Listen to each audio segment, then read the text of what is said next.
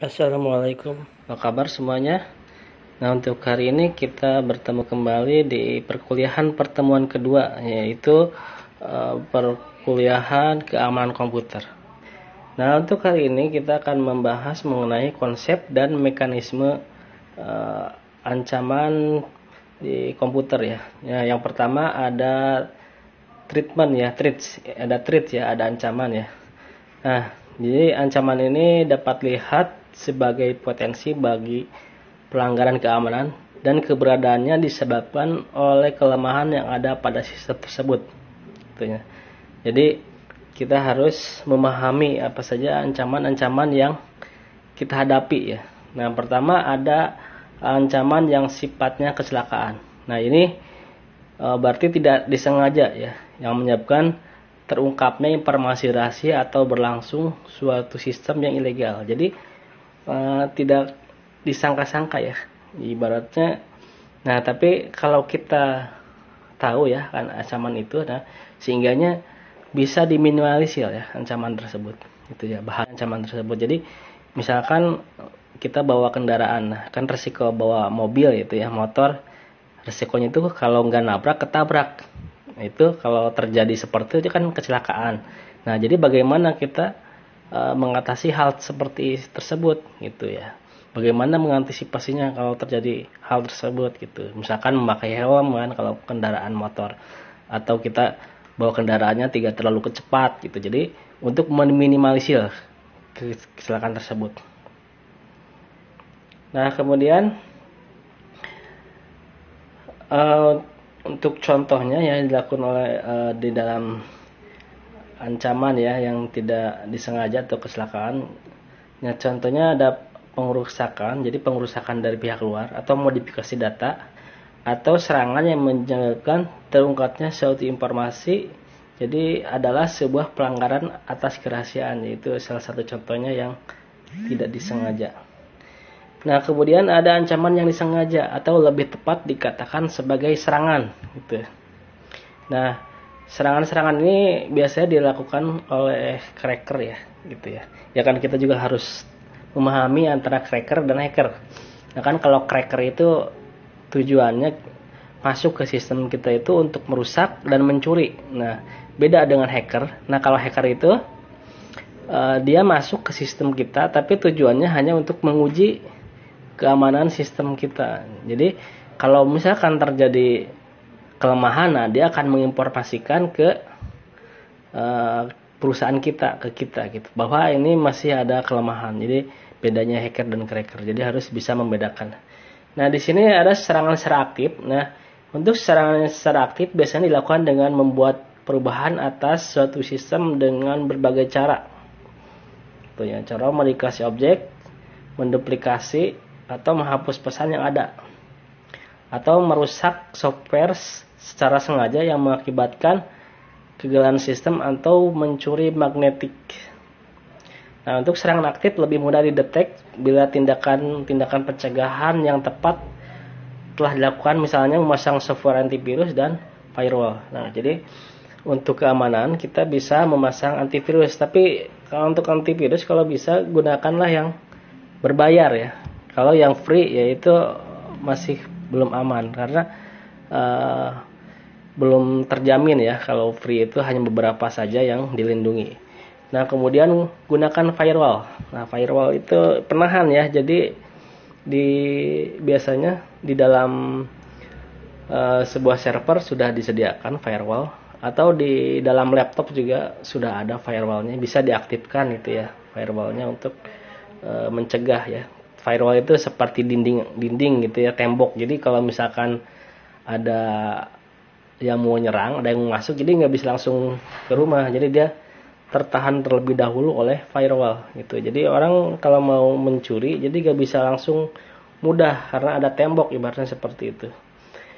Nah, kemudian yang kedua ada serangan secara pasif. Nah, ini dilakukan dengan memonitor sebuah sistem dalam pelaksanaan tugasnya dan membuka informasi.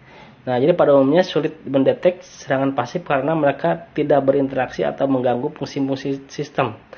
Contohnya dengan memantau komputer lain melalui remote desktop. Nah, jadi serangan-serangan yang pasif ini dia hanya menunggu, ibaratnya ya, menunggu saat yang tepat untuk menyerang, seperti sniper gitu ya. Dia menunggu, mengamati gitu ya. Atau seperti intelijen, dia menunggu, mengamati gitu. Jadi tidak langsung menyerang. Nah, itu termasuk ke pasif gitu ya. Jadi dia mengumpulkan data, melihat terlebih dahulu. Nah, kalau saat waktunya tepat baru dia menyerang. Nah, itu. Nah, serangan pasif seperti itu. Jadi menunggu, ya, hanya menunggu gitu ya. Nah, kemudian untuk security attack model, di sini ada interruption. Nah, interruption ini perangkat sistem menjadi rusak atau tidak tersedia. Nah, serangan ini ditujukan kepada ketersediaan dari sistem ya.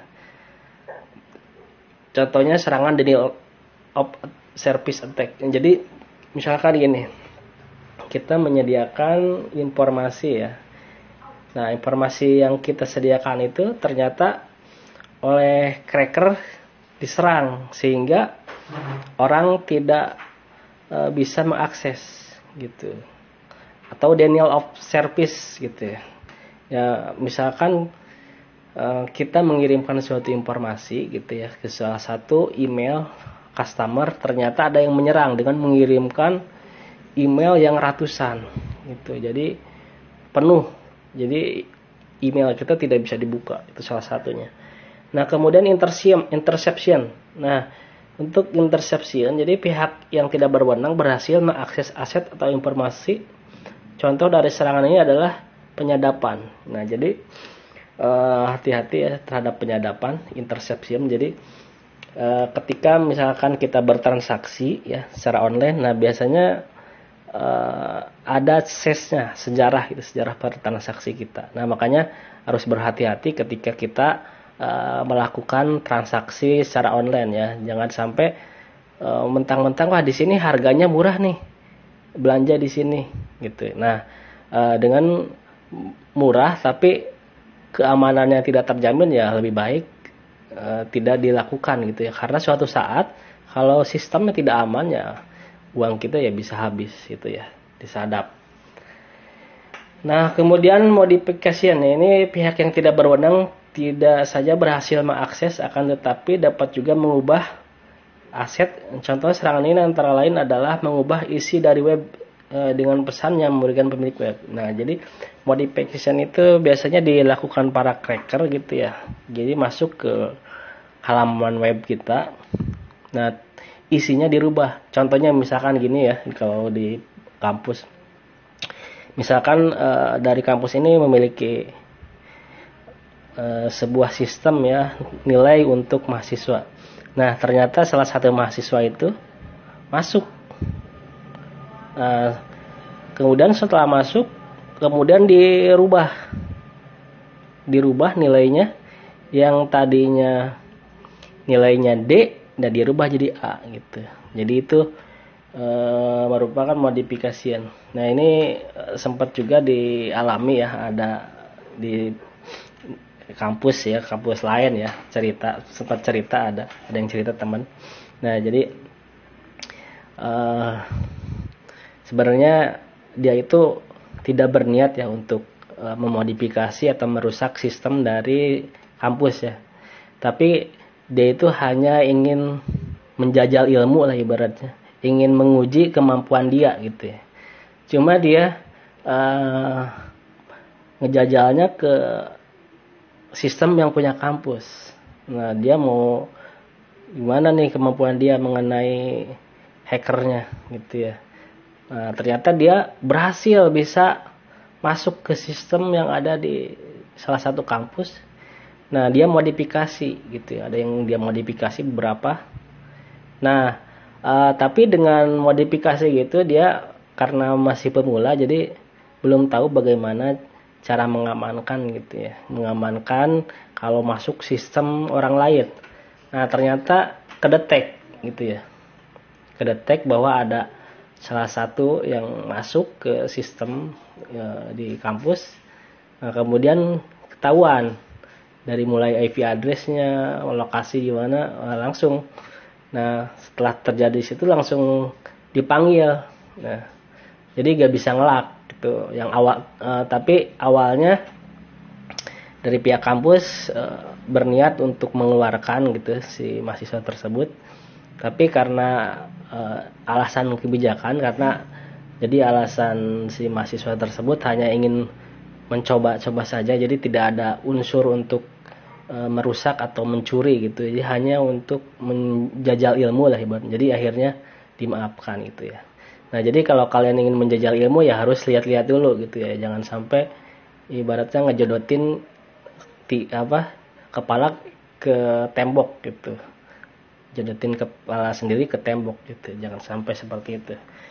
Nah kemudian ada publication. Nah kalau publication itu pihak yang tidak berwenang menyisipkan objek palsu ke dalam sistem gitu. Contohnya dari serangan jenis ini adalah memasukkan pesan-pesan palsu seperti email palsu ke dalam jaringan komputer. Nah jadi email palsu ini ibaratnya seolah-olah seperti dari perusahaan atau dari yang benar gitu ya, tapi dia hanya menyisipkan gitu ya. Jadi ada pencuri, ada penjahat gitu ya, atau cracker yang berusaha menyisipkan. Jadi misalkan menyisipkannya alamat email yang palsu gitu ya, atau menyisipkan alamat link yang palsu. Nah itu bisa disebut publication gitu ya. Jadi dia bisa memasukkan pesan-pesan yang palsu. Nah di sini ada security breach accident tahun 96 ya, melaporkan bahwa lebih dari 2.500 insiden ini di sistem komputer atau yang komputer disebabkan oleh gagalnya sistem keamanan atau adanya usaha untuk membuat sistem keamanan. Nah jadi setiap tahunnya ada gitu, ada banyak ya, tiap tahun bisa dibaca ya, dilihat situ. Di tahun 2000 WNAS membuat server sebuah ISP di Singapura down tuh. Nah bentuk-bentuk keamanan terbagi 3 bagian ya. Di sini ada hardware security ya, di sini berhubungan dengan proteksi atas kelemahan-kelemahan yang ada dalam penanganan hardware gitu.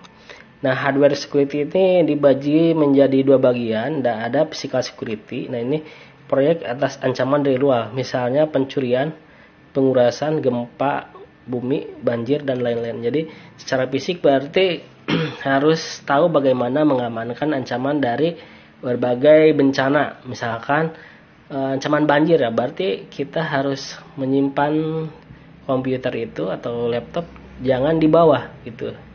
Nah sekiranya agak tinggi, jadi ya kalau di gedung usahakanlah di lantai 2 gitu ya, itu lebih aman gitu untuk mengatasi banjir. Untuk misalkan mengatasi pencurian, nah berarti kita bisa menyiapkan satu CCTV di lab atau di ruangan komputer, atau kita bisa menambahkan tralis besi misalkan di itunya. Nah kemudian gempa bumi. Nah kalau gempa bumi berarti kan akan bergetar. Nah berarti kita setidaknya dalam penyimpanan PC atau komputer gitu ya. Kalau PC berarti lebih penyimpanannya lebih diberi jarak ya, agak lebar, jadi ketika goyangan nggak langsung jatuh gitu ya. Nah kemudian ada physical security. Nah, yang kedua ada emanation security. Nah ini proteksi atas emisi sinyal-sinyal yang berasal dari H2, misalnya emisi elektromagnetik dari display. Nah, emisi radio dari printer atau keyboard. Nah, kemudian ada information security. Nah, ini berhubungan dengan proteksi atas kelemahan-kelemahan yang ada dalam arsitektur sistem, yaitu kelemahan dalam sistemnya gitu ya. Nah, ini begitu juga kombinasi atas keduanya. Jadi information security ini bagi 2. Nah, ini komputer security proteksi atas serangan-serangan yang memanfaatkan kelemahan arsitektur komputer. Nah, jadi dari arsitektur komputer tentunya ada berbagai kelemahan ya. Misalkan kelemahan dari sisi hardware gitu ya. Ini pemanfaatannya. Kemudian ada communication security, ini proteksi atas informasi, alamat transportasi atau informasi dapat saja dimodifikasi, di reorder atau dihancurkan selama masa transmisi tersebut. Nah, berarti dimodifikasi, jadi ketika informasi disampaikan tengah jalan ada yang menangkap informasinya. Nah, kemudian ketika disampaikan ke penerima itu udah beda gitu, udah ditambah-tambahkan gitu, jadi sehingga menjadikan informasi yang salah. Nah, kemudian ada administrasi security. Nah, ini berhubungan dengan proteksi atas kelemahan-kelemahan yang disebabkan oleh user, dan ancaman atas kelemahan pengaturan keamanan. Nah, untuk administrasi security ini dibagi dua bagian, yaitu ada personal security. Nah, ini memproteksi objek-objek dari serangan user yang berwenang. Contoh aksinya adalah dengan cara menyuap, membohongi gitu.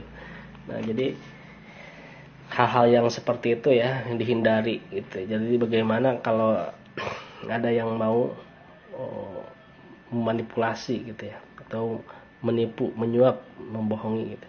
Nah, kemudian ada operation security, jadi memproteksi objek dari kelemahan-kelemahan yang ada dalam organisasi yang memelihara sistem tersebut. Misalkan bagaimana menerapkan kebijakan keamanan gitu.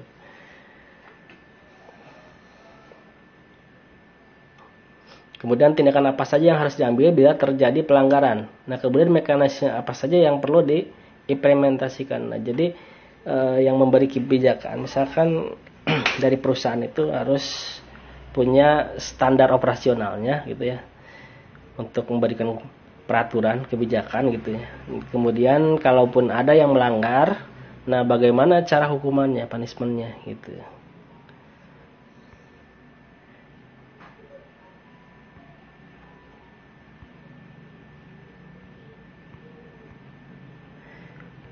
Nah, untuk aspek keamanan di sini bagi dua bagian, yaitu ada confidentiality atau kerahasiaan, kemudian ada integrity untuk keterpaduan. Nah, di sini untuk confidentiality adalah sebuah hal yang mengenai bagaimana melindungi objek dari akses oleh pihak-pihak yang tidak bertanggung jawab. Ya, jadi mekanisme perlindungan yang digunakan harus memungkinkan individu dapat menentukan apakah objek harus menjadi confident atau tidak.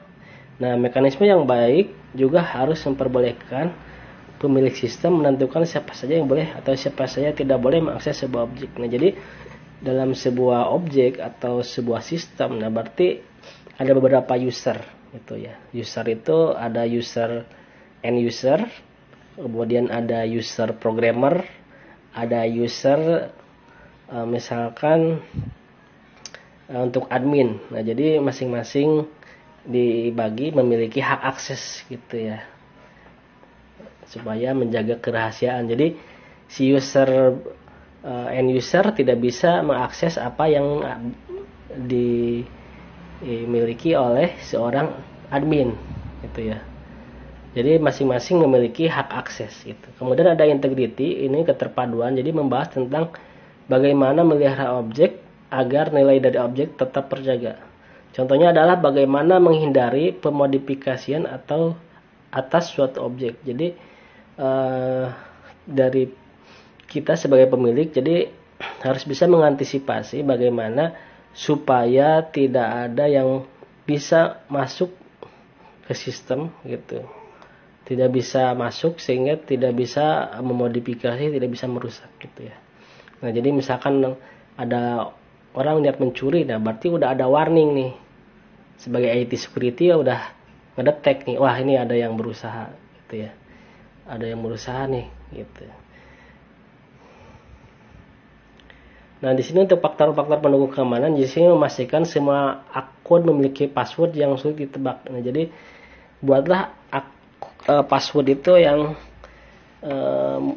susah gitu ya. Kan ada beberapa password yang mudah gitu ya, misalkan contoh tanggal lahir gitu ya, nama sendiri. Nah, itu hal-hal seperti itu kalau bisa dihindari gitu ya. Nah, kemudian menggunakan tools atau misal sebuah teknik kriptografi memastikan integritas perangkat lunak sistem. Jadi bagaimana merahasiakan gitu ya, menyembunyikan kriptografi, menyembunyikan sistem. Kemudian menggunakan teknik pemrograman yang aman ya. Jadi teknik pemrogramannya harus dikuasai gitu ya. Bagaimana cara membuat program yang aman. Jadi supaya tidak bisa meninggalkan lubang yang bisa dimasuki oleh seorang cracker. Nah, kemudian selalu bersikap waspada terhadap pengguna dan konfigurasi jaringan komputer. Nah, berarti harus benar-benar dijaga. Makanya IT security ini sangat diperlukan ya, kan dengan apalagi sekarang itu udah dunia digital ya. Penjualan semua sudah banyak yang menggunakan secara online. Nah, kemudian memeriksa secara rutin dokumen-dokumen dan sistem keamanan. Jadi dibuatlah jadwal untuk bagaimana kita rutin memeriksa dokumen-dokumen dan sistem keamanan yang ada pada sistem yang kita buat gitu ya. Nah, kemudian mengaudit sistem secara umum, secara rutin gitu ya. Berarti dibuatkanlah jadwalnya. Misalkan seminggu sekali atau 2 minggu sekali atau sebulan sekali atau 1 hari sekali. Nah, itu tergantung kebijakannya. Nah, sampai di sini untuk pertemuan hari ini ya. Mudah-mudahan bisa dipahami. Kalau masih kekurangan silahkan. Kalau belum puas silahkan mencari lagi di berbagai sumber ya. Saya berharap kalian tidak berpuas dengan penjelasan yang saya sampaikan. Dan silahkan mencari di berbagai media atau sumber yang bisa digunakan. Sekian, wassalamualaikum.